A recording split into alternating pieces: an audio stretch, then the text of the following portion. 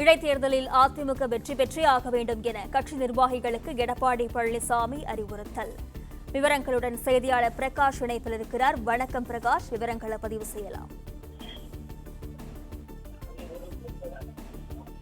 செங்கல்பட்டு மாவட்ட நிர்வாகிகள் கூட்டத்தில் எடப்பாடி பழனிசாமி தொண்டர்களுக்கு பல்வேறு அறிவுரைகள் மற்றும் ஆலோசனைகளை வழங்கியிருக்கிறார். குறிப்பாக மதுராந்தகம் சட்டமன்ற இடைத்தேர்தலில் அதிமுக வெற்றி பெற்றே ஆக வேண்டும் என்று நிர்வாகிகளுக்கு அறிவுறுத்தி இருக்கிறார். செங்கல்பட்டு மாவட்ட நிர்வாகிகள் இந்த தினம் இந்த ஆலோசனை கூட்டத்தில் பங்கேற்றிருந்தாங்க.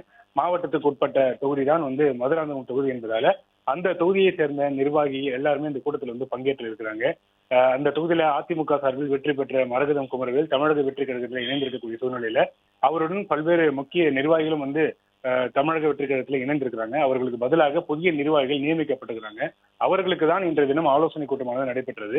இந்த ஆலோசனை கூட்டத்தில் நடைபெற இருக்கக்கூடிய மதுராந்தகம் இடைத்தேர்தலில் அதிமுக வெற்றி பெற்றே ஆக வேண்டும், அதற்கு கடுமையாக அனைவரும் இணைந்து பணியாற்ற வேண்டும், உழைக்க வேண்டும் என்று அறிவுறுத்தியிருக்கிறார். வரக்கூடிய உள்ளாட்சி தேர்தலில் எல்லாருக்குமே உரிய பங்களிப்பு வழங்கப்படும், குறிப்பாக பெண்களுக்கு முக்கிய பங்களிப்பு வழங்கப்படும் என்று எடப்பாடி பழனிசாமி பேசியிருக்கிறார். மதுராந்தகம் இடைத்தேர்தல் எல்லாருமே கடுமையாக உழைத்து அதிமுகவை வெற்றி பெற செய்ய வேண்டும் என்று வலியுறுத்தியிருக்கிறார்.